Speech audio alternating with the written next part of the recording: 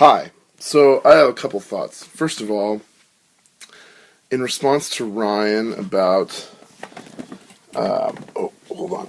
In response to the cat videos, and well, because I can't talk about the dog videos, because the cat videos are what I did, because I have cats.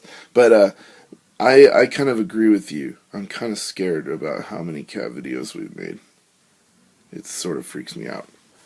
And then Ryan shared this idea that his friend gave him at dinner. I thought we were your only friends, Ryan. About teaching theology and teaching predestination and using this cool little gimmick. So the teacher, at the beginning of the semester, asks the students, hey, do you believe in predestination? Whoever does, raise your hand. As they raise their hand, you write a list of who the students are that believe in predestination.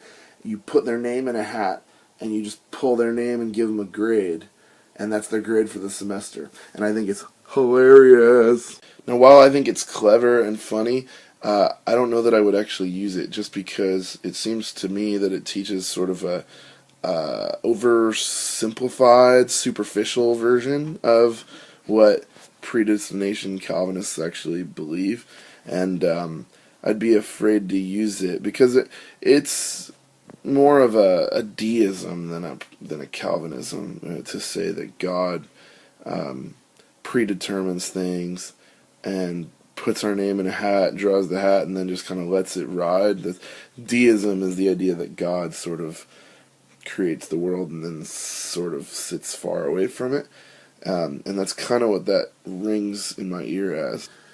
Now, for me, when I think about predestination and I think about those sorts of ideas, I think it's most helpful to think of them not in like the ethereal, like God is floating in the sky pulling levers sort of way, but I think that predestination can actually make sense when we think about it in terms of like political realities, or at least the whole concept of free will sort of goes away when we start thinking about the way external forces act on us and put us in positions and that we didn't really choose, we didn't really decide. So in a way it was predetermined without my interference that I would be born on this northern side of the border, and I would be born of a white family, and that I would have male parts.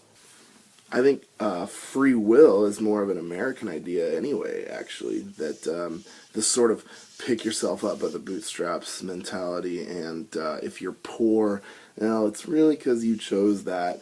And I think there's a whole lot more at work in this. I think the reality isn't so much that we choose our status, but that external forces act on us to put us in those positions.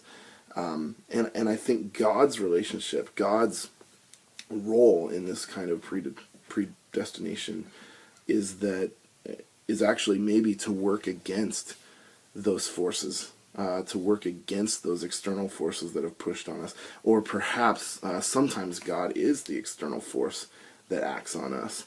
But nevertheless, to talk about free will, I don't know that we can talk about free will when, for example, like I didn't choose my parents or the economic means that they would have. And so how can I talk about free will when my will is so limited in things that are that important? In something like that, my will is so limited that I had no control over it.